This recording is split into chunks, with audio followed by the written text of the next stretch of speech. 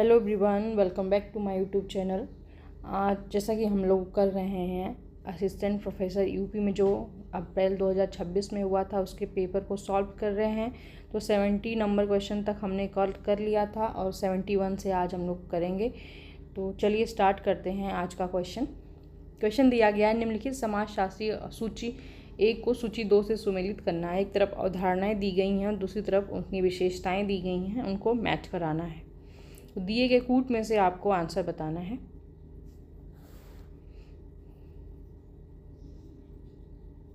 और इसका जो राइट आंसर है वो है ऑप्शन बी।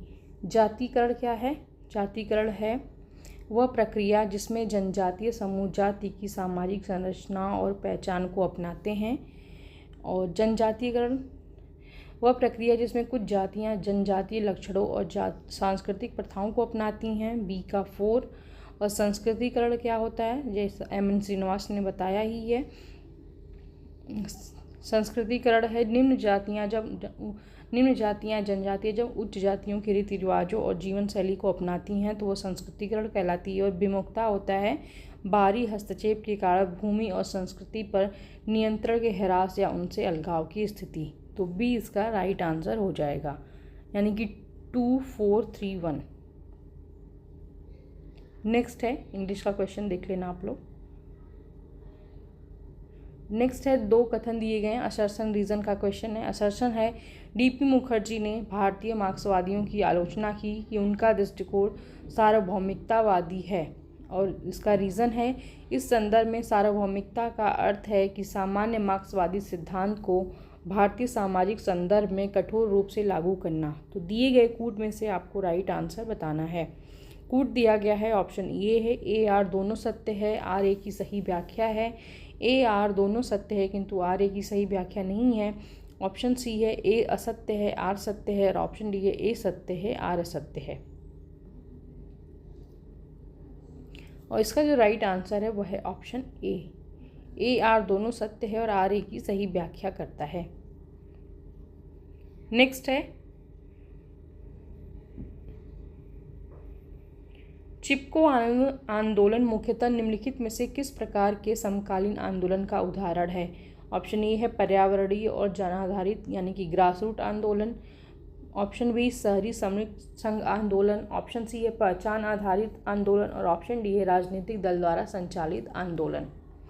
चिपको आंदोलन किसके समकालीन है? तो यह है पर्यावरणीय और जनाधारित ग्रासरूट आंदोलन। ऑप्शन ए इसका राइट आंसर हो जाएगा। नेक्स्ट है पद्धति शास्त्रीय साहित्य में अनुसंधान की अवधारणा के संदर्भ में निम्नलिखित कथनों पर विचार कीजिए। ऑप्शन ए है वैज्ञानिक अनुसंधान सामान्य ज्ञान पर आधारित तर्क को पूरी तरह अस्वीकार करता है। ऑप्शन बी है अनुसंधान को एक संगठित व्यवस्थित और तार्किक प्रक्रिया के रूप में समझा जा सकता है जो प्रश्नों के उत्तर देने या परिकल्पनाओं की जांच करने हेतु अनुभवजन्य जानकारी पर निर्भर करती है। ऑप्शन सी है अनुसंधान की सरल दृष्टि में प्रक्रिया शोध प्रश्नों को निर्धारित करने से पहले आवश्यक डेटा के प्रकार को तय करने से प्रारंभ होती है। और ऑप्शन 4 है कुछ विद्वान अनुसंधान को शोध प्रश्नों के बजाय शोध समस्याओं के रूप में परिभाषित करना पसंद करते हैं और इनके बीच का जो चयन होता है वह शोधकर्ता पे निर्भर करता है। तो दिए गए कूट में से आपको राइट आंसर बताना है। और इस क्वेश्चन का जो राइट आंसर है वो है ऑप्शन डी। 2 और 4 वाला ऑप्शन सही है। नेक्स्ट क्वेश्चन देखते हैं। शिक्षा के सामाजिक कार्य सूची 1 में दिए गए हैं और उसका समाजशास्त्रीय उद्देश्य सूची 2 में दिए गए हैं और इसको मिलान करना है और दिए गए कूट में से आंसर बताना है। तो सामाजिकरण की प्रक्रिया, सामाजिक व्यक्तित्व का विकास, दृष्टिकोणों का पुनर्गठन और प्रतिस्पर्धा की भावना, तो इसे मैच कराना है। और इसका राइट आंसर है ऑप्शन डी। ए का 3 सामाजिकरण की प्रक्रिया क्या होती है? व्यक्तियों को संस्कृति के अनुरूप ढालकर समाज में एकीकृत करना। तो ए का हो जाएगा 3। और बी का है सामाजिक व्यक्तित्व के विकास का है देशभक्ति और अच्छे नागरिकता के गुण विकसित करना। तो बी का है 2। और दृष्टिकोणों का पुनर्गठन निराधार विश्वासों और अवैज्ञानिक पूर्वाग्रहों में परिवर्तन करना। तो सी का है 1 और डी का है प्रतिस्पर्धा की भावना, अंकों एवं मूल्यांकन के माध्यम से बच्चों की तुलना करना। तो डी का है 4। तो 3, 2, 1, 4 इसका राइट आंसर है। नेक्स्ट है, भारत में विकास जनित विस्थापन और पुनर्वास के संबंध में निम्नलिखित में से कौन सा अवलोकन भारतीय विकास प्रक्रियाओं के अध्ययनों में प्रस्तुत विश्लेषणात्मक दृष्टिकोण को सबसे उपयुक्त रूप से दर्शाता है। ऑप्शन ए है, विकास जनित विस्थापन मुख्यतः ग्रामीण आबादी के स्वैच्छिक प्रवासन के कारण होता है, जो औद्योगिक क्षेत्रों में बेहतर रोजगार की तलाश में जाते हैं। ऑप्शन बी है, विकास जनित विस्थापन मुख्यतः आर्थिक रूप से प्रभुत्वशाली शहरी समूहों को प्रभावित करता है, क्योंकि वे आधुनिकीकरण परियोजना के प्रति अधिक उजागर होते हैं। ऑप्शन सी है, बड़े पैमाने की विकास परियोजनाएं प्रायः आदिवासी समुदायों, छोटे किसानों और वन आश्रित आबादी को असमान रूप से विस्थापित करती हैं, जबकि पुनर्वास नीतियां उनके आजीविका और भूमि से जुड़े सांस्कृतिक संबंधों को पर्याप्त रूप से पुनर्स्थापित करने में अक्सर विफल रहती हैं। और ऑप्शन डी दिया गया है, बांध और खनन जैसी विकास परियोजनाएं सामान्यतः केवल अस्थायी विस्थापन उत्पन्न करती हैं और पुनर्वास नीतियां प्रायः विस्थापित लोगों को उनके मूल सामाजिक आर्थिक स्तर पर पुनर्स्थापित कर देती हैं। तो इसका राइट आंसर क्या होगा? उस क्वेश्चन का जो राइट आंसर है वह है ऑप्शन सी। नेक्स्ट है, समाजशास्त्रीय अवधारणा संस्कृति के संदर्भ में निम्नलिखित कथनों पर विचार कीजिए। ऑप्शन एक है, संस्कृति में मानव अंतःक्रिया के ठोस और अमूर्त यानी कि अभौतिक दोनों उत्पाद शामिल होते हैं। ऑप्शन बी है, सांस्कृतिक विडंबना तब होता है जब अभौतिक संस्कृति भौतिक संस्कृति की तुलना में अधिक तेजी से बदलती है। ऑप्शन सी है, समाजशास्त्रीय उपयोग में प्रत्येक समाज और प्रत्येक व्यक्ति के पास संस्कृति होती है। और ऑप्शन डी दिया गया है, उच्च संस्कृति उन सांस्कृतिक गतिविधियों को संदर्भित करती है जो मुख्यतः सामाजिक अभिजात वर्ग से संबंधित होती है। तो कूट में से आपको राइट आंसर बताना है और इसका राइट आंसर है ऑप्शन डी। फर्स्ट, थर्ड और फोर्थ सही है और सेकंड नहीं सही है, क्योंकि कल्चरल लैग वह होता है जब अभौतिक संस्कृतियां नहीं बल्कि भौतिक संस्कृतियां अभौतिक संस्कृति की तुलना में आगे निकल जाती हैं, उसे ही कल्चरल लैग कहते हैं। ऑगबर्न ने कहा है कल्चरल लैग। तो D is the right answer. Next है, निम्नलिखित में से कौन सा कथन ऐतिहासिक शोध विधि हिस्टोरिकल मेथड का सर्वोत्तम वर्णन करता है? ऑप्शन ए है, एक विधि जो केवल क्षेत्रीय अवलोकन के माध्यम से परिकल्पनाओं के विकास पर केंद्रित होती है। ऑप्शन बी है, एक विधि जो मात्रात्मक तकनीकों का उपयोग करके निर्णय निर्माण समस्याओं का अध्ययन करती है। ऑप्शन सी है, एक विधि जो दस्तावेजों और ऐतिहासिक अवशेषों जैसे स्रोतों का उपयोग करके भूतकालीन घटनाओं, विचारों या दर्शन का अध्ययन करती है। और ऑप्शन डी दिया गया है, एक शोध पद्धति जो प्रयोगशाला प्रयोगों के माध्यम से वर्तमान व्यवहार का अध्ययन करती है। तो इसका राइट आंसर है ऑप्शन सी, एक विधि जो दस्तावेजों और ऐतिहासिक अवशेषों जैसे स्रोतों के माध्यम से भूतकालीन घटनाओं का अध्ययन करती है, उसे ही हम हिस्टोरिकल मेथड कहते हैं। तो C is the right answer. Next है, असर्शन रीजन का क्वेश्चन है। असर्शन दिया गया है, वैश्वीकरण के भौतिकवादी दृष्टिकोण में पूंजीवाद और प्रौद्योगिकी को प्रमुख वस्तुनिष्ठ प्रेरक शक्तियों के रूप में माना जाता है। और रीज़न है इसका, आदर्शवादी दृष्टिकोण सूचना, ज्ञान और विचार प्रणालियों को इस प्रक्रिया के प्रमुख प्रेरक तत्वों के रूप में महत्व देता है। तो दिए गए कूट में से आपको राइट आंसर बताना है। और इस क्वेश्चन का जो राइट आंसर है वह है ऑप्शन ए आर दोनों सही है और आर ए की सही व्याख्या भी नहीं कर रहा है, लेकिन A is the right answer. Next है, समकालीन भारत में लोकतंत्र पर चर्चाओं में नागरिक समाज को मुख्यतः किस रूप में साझा समझा जाता है? ऑप्शन ए है, राज्य द्वारा प्रत्यक्ष रूप से नियंत्रित संस्थाएं, राज्य और बाजार के बीच कार्य करने वाले संगठन और संघ। ऑप्शन सी है विधायिका के भीतर कार्य करने वाले राजनीतिक दल। और ऑप्शन डी है केवल अनौपचारिक पारिवारिक संबंध नेटवर्क। तो सिविल सोसाइटी को कैसे हम समझ सकते हैं? तो इसका राइट आंसर हो जाएगा ऑप्शन बी। राज्य और बाजार के बीच कार्य करने वाले संगठन और संघ को हम लोग सिविल सोसाइटी कहते हैं। Option B is the right answer. Next देखते हैं, ग्रामीण भारत में कृषक असंतोष एग्रेरियन अनरेस्ट मुख्यतः निम्नलिखित में से किस प्रकार से कारण से उत्पन्न होता है? ऑप्शन ए है औद्योगिक रोजगार या उच्च स्तर से, प्रौद्योगिकी का अति विकास से, भूमि स्वामित्व में असमानता से या अत्यधिक शहरीकरण से। तो कृषक असंतोष कब उत्पन्न होता है? तो जब भूमि स्वामित्व में असमानता होती है। Option C is the right answer. Next है, भूमि स्वामित्व लैंड ओनरशिप के संदर्भ में किसान वर्ग पीजेंट्री की व्याख्या व्यापक श्रेणी में निम्नलिखित में से कौन सा समूह शामिल किया जाता है? केवल वे जो शहरी प्रवासी जो ग्रामीण भूमि के मालिक हैं, स्वामी किसान ओनर कल्टीवेटर्स, बटाईदार यानी कि शेयर क्रॉपर्स, किराएदार टेनेंट्स और कृषि मजदूर लेबर्स, या फिर केवल अनुपस्थित जमींदार अब्सेंटीज लैंडलॉर्ड्स, या फिर केवल सरकारी कृषि सलाहकार। तो किसको शामिल करते हैं इसमें? तो इसमें करते हैं ओनर कल्टीवेटर्स होते हैं, शेयर क्रॉपर्स होते हैं और टेनेंट्स होते हैं। तो बी इसका राइट आंसर हो जाएगा। चलिए नेक्स्ट देखते हैं,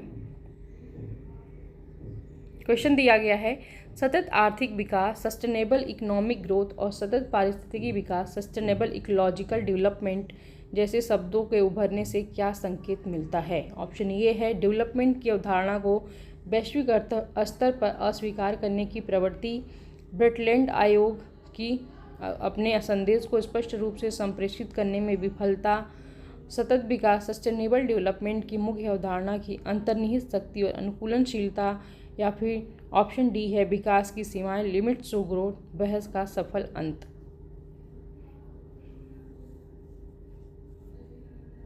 तो इसका राइट आंसर है ऑप्शन सी, सस्टेनेबल डेवलपमेंट की मूल अवधारणा की अंतर्निहित शक्ति और अनुकूलनशीलता।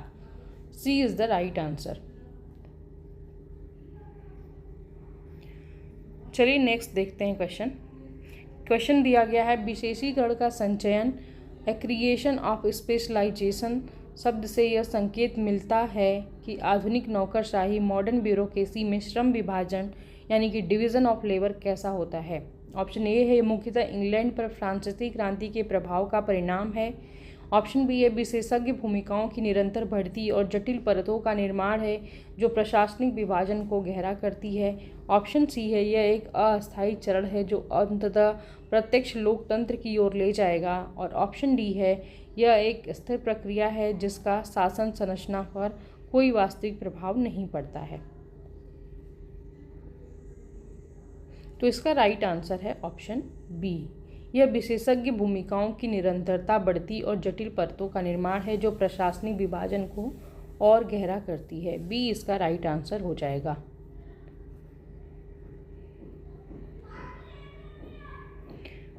नेक्स्ट क्वेश्चन है दंड पनिशमेंट और उपचार ट्रीटमेंट के बीच क्या अंतर है? ऑप्शन ए है उपचार अपराधी के अतीत पर केंद्रित होता है जबकि दंड पीड़ित की आवश्यकताओं पर केंद्रित होता है। ऑप्शन बी है दंड कानूनी नियमों द्वारा संचालित होता है जबकि उपचार चिकित्सा नैतिकता द्वारा संचालित होता है। ऑप्शन सी है दंड स्वयं एक उद्देश्य है जबकि उपचार सामाजिक स्थिरता प्राप्त करने का एक साधन है। और ऑप्शन डी दिया गया है दंड का स्वभावतः उद्देश्य वंचना या पीड़ा पहुंचाना होता है जबकि उपचार इससे बचने का प्रयास करता है। तो इसका राइट आंसर क्या हो जाएगा? ऑप्शन डी, दंड का स्वभावतः उद्देश्य क्या होता है? वंचना या पीड़ा पहुंचाना, और जबकि उपचार इससे बचने का प्रयास करता है। तो D is the right answer. चलिए नेक्स्ट क्वेश्चन देखते हैं। क्वेश्चन दिया गया था निम्नलिखित में से कौन सा भारत में उदारीकरण लिबरलाइजेशन की एक आर्थिक चुनौती है? ऑप्शन क्या है इसके? ऑप्शन है ए है विदेशी निवेश का पूर्णतः समाप्त हो जाना। ऑप्शन बी है सकल घरेलू उत्पाद यानी कि जीडीपी के वृद्धि में पूर्ण कमी होना। ऑप्शन सी है घरेलू उद्योगों का वैश्विक प्रतिस्पर्धा के प्रति संवेदनशील होना, और ऑप्शन डी है उद्योगों पर नौकरशाही नियंत्रण में वृद्धि होना। इसका राइट आंसर क्या है? ऑप्शन सी, घरेलू उद्योगों का वैश्विक प्रतिस्पर्धा के प्रति संवेदनशील होना। नेक्स्ट क्वेश्चन दिया गया था असर्शन रीजन का क्वेश्चन है। असर्शन दिया गया है भारत में उपराष्ट्रीयतावाद यानी कि सब नेशनलिज्म एकीकृत राष्ट्र की अवधारणा के लिए चुनौतियां उत्पन्न करता है, और इसका रीज़न है उपराष्ट्रीयतावाद का अर्थ है कि राष्ट्र राज्य के भीतर राजनीतिक मान्यता और स्वायत्तता के लिए क्षेत्रीय या जातीय पहचान का दावा करता है। तो दिए गए कूट में से आपको राइट आंसर बताना है।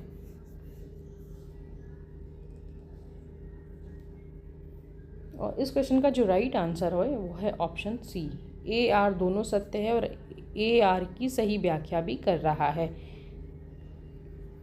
नेक्स्ट है सैम्पलिंग डिज़ाइन के वर्गीकरण के आधार पर सूची 1 इसमें की सैम्पलिंग का प्रकार दिया गया है, और सूची 2 उसका उदाहरण या तकनीक से मिलान करना है। तो आप लोग क्वेश्चन को अच्छे से पढ़ लीजिए और उसके बाद अच्छे से आंसर करिएगा।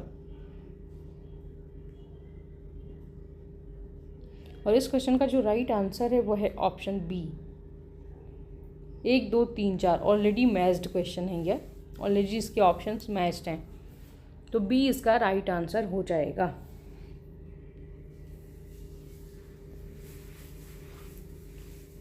नेक्स्ट क्वेश्चन देखते हैं। भारत में पर्यावरणीय आंदोलनों के समाजशास्त्रीय स्वरूप को पारिस्थितिकी संघर्ष के अध्ययन में जिस प्रकार से चर्चा की गई है, निम्नलिखित में से कौन सा कथन सबसे उपयुक्त रूप से व्यक्त करता है? तो इस बार का पेपर बहुत ज़्यादा लेंदी आया था और इसके ऑप्शन दिए गए हैं, इसीलिए भारत में पर्यावरणीय आंदोलन मुख्यतः शहरी अभिजात वर्ग द्वारा संचालित सौंदर्यपरक संरक्षण प्रयास है जो वन्य जीव और मनोरंजन से संबंधित है। ऑप्शन बी है भारतीय पर्यावरणीय आंदोलनों का एक महत्वपूर्ण स्वरूप विकास के लाभार्थियों और स्थानीय पारिस्थितिकी तंत्र पर निर्भर समुदायों के बीच संघर्ष से उत्पन्न होता है, जिसे प्रायः गरीबों का पर्यावरण कहा जाता है। ऑप्शन सी है पर्यावरणीय आंदोलन मुख्यतः संसाधन दक्षता में सुधार हेतु राज्य नियोजित तकनीकी पहल का प्रतिनिधित्व करते हैं, और ऑप्शन डी है भारत में पर्यावरणीय आंदोलन मुख्यतः वैश्विक पर्यावरण संगठनों द्वारा उत्पन्न होते हैं जो स्थानीय समुदायों पर संरक्षण नीतियां थोपने का प्रयास करते हैं। और इसका राइट आंसर है ऑप्शन बी, भारतीय पर्यावरणीय आंदोलन का एक महत्वपूर्ण स्वरूप विकास के लाभार्थियों और स्थानीय पारिस्थितिकी तंत्र पर निर्भर समुदायों के बीच संघर्ष से उत्पन्न होता है, जिसे प्रायः गरीबों का पर्यावरणवाद कहा जाता है।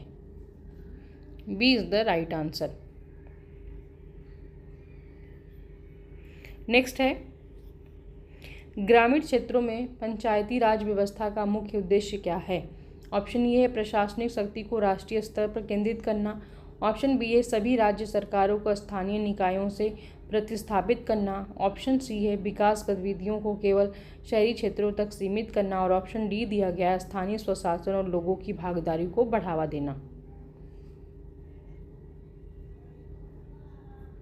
इसका राइट आंसर है ऑप्शन डी, पंचायती राज का उद्देश्य इसलिए बनाया गया था कि स्थानीय स्वशासन में लोगों की भागीदारी को बढ़ाया जाए।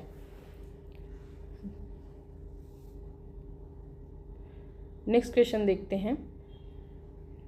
माल्थस के जनसंख्या सिद्धांत को निम्नलिखित अवधारणाओं का उनके सही विवरणों के साथ मिलान कीजिए। तो माल्थस का जो टॉपिक है, माल्थस से रिलेटेड एक क्वेश्चन बार बार एग्जाम में पूछा जाता है, तो बहुत ही इंपॉर्टेंट टॉपिक है ये। तो आप लोग क्वेश्चन को अच्छे से पढ़ लीजिएगा, इसके बाद आंसर करिए। और इसका जो राइट आंसर है वो है ऑप्शन बी, जनसंख्या की ज्यामितीय वृद्धि यानी कि प्रत्येक पीढ़ी में जनसंख्या का दोगुना होना, और निर्वाह संसाधनों की अंकगणितीय वृद्धि यानी कि माल्थस ने कहा था कि जनसंख्या की वृद्धि ज्यामितीय वृद्धि से होती है, और जो संसाधन होते हैं वो अंकगणितीय वृद्धि से यानी कि 1 2 3 4 में होते हैं, और जनसंख्या की वृद्धि कैसे होती है 2 4 8 16 ऐसे होती है। और निर्वाह संसाधनों की अंकगणितीय वृद्धि इसका क्या, इससे क्यों संबंधित है? इसका है खाद्य आपूर्ति में धीमी रैखिक वृद्धि, बी का 1। और निवारक अवरोध किसे कहते हैं? तो नैतिक संयम जैसे विवाह में विलंब। और सकारात्मक अवरोध क्या है? युद्ध, अकाल और महामारियां मृत्यु दर बढ़ाती हैं। तो सेकंड, 1, 4 और 3 इसका राइट आंसर हो जाएगा। नेक्स्ट क्वेश्चन है, शास्त्रीय समाजशास्त्रीय विश्लेषण में प्राचीन और आधुनिक नगरों के आकार की तुलना करने में निम्नलिखित में से कौन सा कथन पद्धतिगत कठिनाई को सर्वाधिक उपयुक्त रूप से व्यक्त करता है? तो ऑप्शन दिए गए हैं। आधुनिक नगर उपनगरीय क्षेत्रों को शामिल करके जनसंख्या को बढ़ा चढ़ाकर दर्शाते हैं। ऑप्शन बी है, प्राचीन नगर व्यापक मार्गों से भौगोलिक रूप से अलग थलग थे।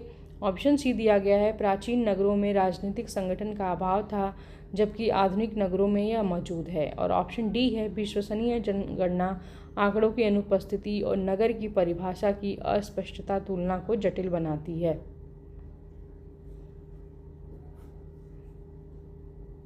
और इसका राइट आंसर है ऑप्शन डी, विश्वसनीय जनगणना आंकड़ों की अनुपस्थिति और नगर की परिभाषा की अस्पष्टता तुलना को जटिल बनाती है। D is the right answer. Next है, पूंजीवादी कार्यस्थल कैपिटलिस्ट वर्कप्लेस में श्रम विभाजन सामाजिक वियोजन में विशेष रूप से कैसे योगदान देता है? ऑप्शन ए है, यह हानि की भावना सेंस ऑफ लॉस को बढ़ावा देता है जो कल्याण के लिए आवश्यक है। ऑप्शन बी है, यह विशेषीकृत कार्यों के माध्यम से श्रमिक की सृजनात्मक क्षमता को बढ़ाता है। ऑप्शन सी है, ये ऐसी प्रतिस्पर्धा उत्पन्न करता है जो लोगों के बीच जैविक सामाजिक संबंधों को व्यवस्थित रूप से कमजोर कर देती है।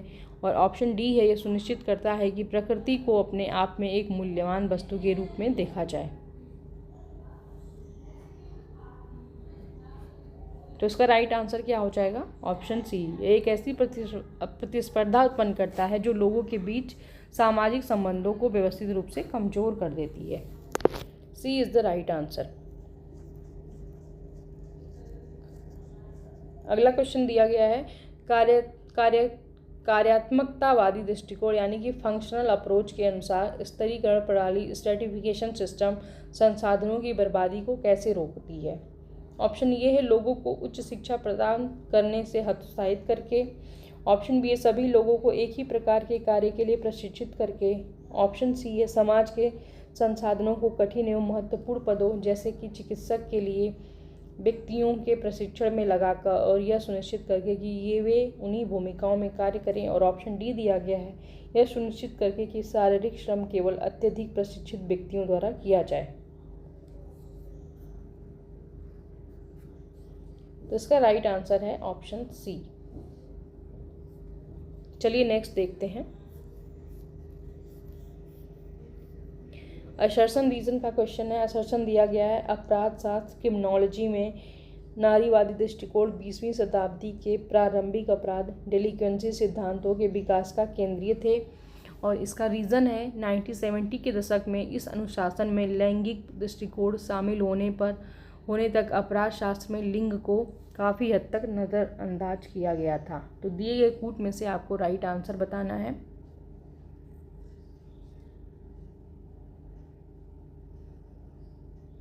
और इसका जो राइट आंसर है वो है ऑप्शन बी। ए गलत है किंतु आर सही है। ये वाला गलत है और ये सही है। B is the right answer. Next है, निम्नलिखित में से किसे एम.एन. श्रीनिवास ने एक आर्थिक अवसर के रूप में पहचाना जिसने जाति व्यवस्था की संरचना को प्रभावित किया? ऑप्शन ए दिया गया है, निम्न जातियों में साक्षरता दर में कमी। ऑप्शन बी है, कृषि भूमि का सामंती जागीरदारों में एकीकरण। ऑप्शन सी, उद्योगों, नगरों और नए परिवहन नेटवर्क का विकास। और ऑप्शन डी है, मिशनरी द्वारा संचालित शैक्षिक पहलों का अस्वीकार करना।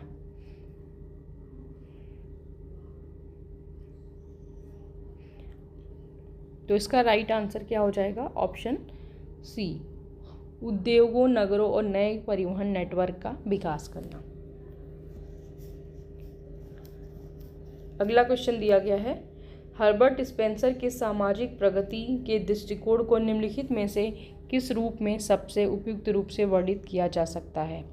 ऑप्शन ए है, मानव द्वारा योजनाबद्ध सामाजिक अभियांत्रिकी का परिणाम। ऑप्शन बी है, मानव की आध्यात्मिक खोज में गिरावट। ऑप्शन सी है सामंतवाद से पूंजीवाद की ओर एक शुद्ध आर्थिक परिवर्तन, और ऑप्शन डी है मानव नियंत्रण से परे ब्रह्मांडीय शक्तियों द्वारा संचालित एक स्वचालित प्रक्रिया।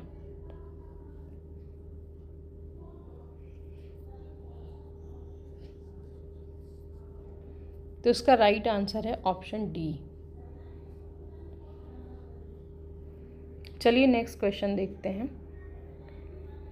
क्वेश्चन दिया गया है ब्लूमर के सिद्धांत में संयुक्त क्रिया जॉइंट एक्शन को सबसे उपयुक्त रूप से कैसे वर्णित किया जा सकता है।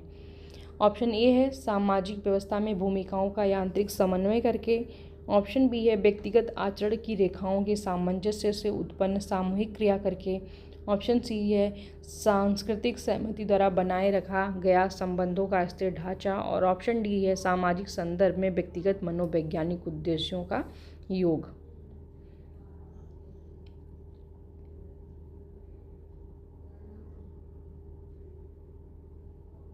तो इसका राइट आंसर क्या हो जाएगा? ऑप्शन बी, व्यक्तिगत आचरण की रेखाओं के सामंजस्य से उत्पन्न सामूहिक क्रिया। नेक्स्ट क्वेश्चन है उचित पुनर्वास के बिना विस्थापन यानी कि डिस्प्लेसमेंट विदाउट प्रॉपर रीसेटलमेंट का संरक्षित क्षेत्रों प्रोटेक्टेड एरियाज की पर्यावरणीय प्रभावशीलता पर क्या प्रभाव पड़ता है। ऑप्शन ये है इसका विस्थापित जनसंख्या आजीविका के अभाव में संरक्षित क्षेत्र के बाहरी क्षेत्रों से उस पर दबाव बनाना जारी रखती है। ऑप्शन बी है इससे राज्य प्राधिकरणों द्वारा संरक्षित क्षेत्र का पूर्णतः परित्याग हो जाता है। ऑप्शन सी है इससे संरक्षित क्षेत्र का तत्काल औद्योगिक क्षेत्रों में रूपांतरण हो जाता है, और ऑप्शन डी है मेजबान जनसंख्या राज्य के विरोध में संरक्षित क्षेत्र पर कब्जा कर लेती है।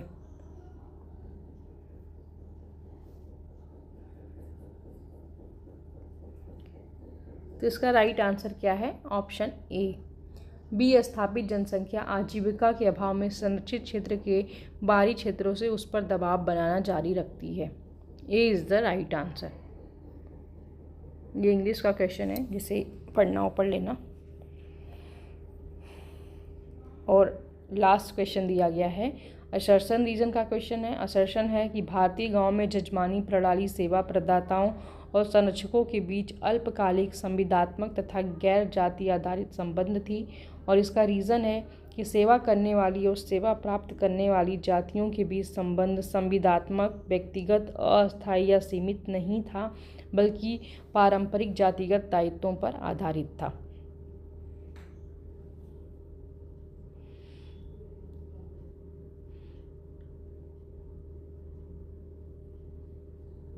तो इसका राइट आंसर क्या है? इसका राइट आंसर है ऑप्शन बी। ए गलत है लेकिन आर सही है। ए गलत है, आर सही है। तो जजमानी सिस्टम के बारे में पूछ रहा है आपसे। तो इस जजमानी सिस्टम में जो सेवाएं देने वाली और सेवा लेने वाली जातियां होती हैं, इनके बीच का जो संबंध होता है अस्थायी होता है, तो इसलिए असर्शन गलत है और रीज़न सही है। तो बी इसका राइट आंसर हो जाएगा। तो ओके फ्रेंड्स, आज यहीं पे ये पेपर जो भी आया था इसके सारे क्वेश्चन हमने सॉल्व कर लिए हैं। तो आप लोग बताना कि आपको वीडियो कैसी लगी। अगर वीडियो अच्छी लगी तो वीडियो को लाइक करना, और अगर चैनल पे नए हैं तो चैनल को सब्सक्राइब कर लेना, जिससे आगे आने वाली वीडियो का नोटिफिकेशन आपको मिलता रहे। मिलते हैं नेक्स्ट वीडियो में एक नए टॉपिक के साथ। तब तक के लिए बाय बाय, टेक केयर, धन्यवाद।